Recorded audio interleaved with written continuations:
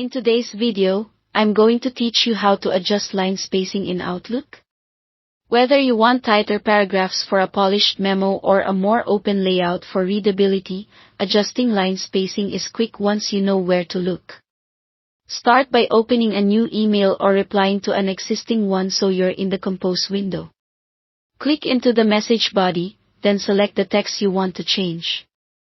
If you want the entire message, use a quick shortcut like Ctrl-A on Windows or Command-A on Mac to select everything at once.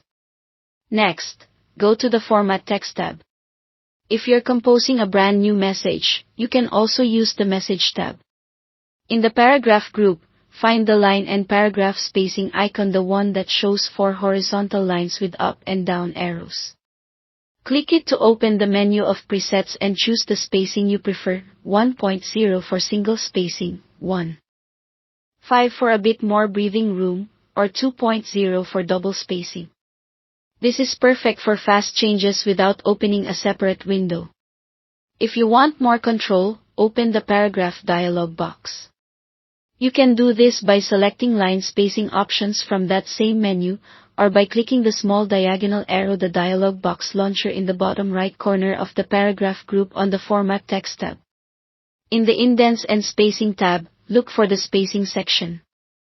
Here, you can fine-tune 3 key settings.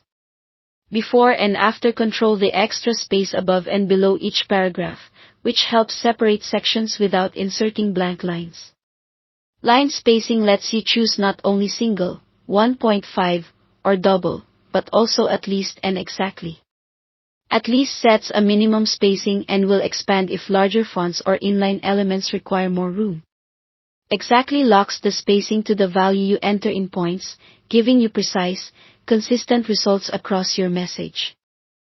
If you want Outlook to remember your choices for future emails, click Set as Default to make these settings your new baseline.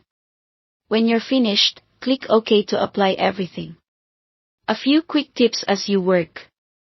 Make sure your cursor is in the message body. The spacing controls won't be available elsewhere. If only part of your message changes, double-check that the correct text is selected. And remember that different mail apps can render spacing slightly differently, so sticking with common values often gives the most consistent look for recipients. That's all there is to it.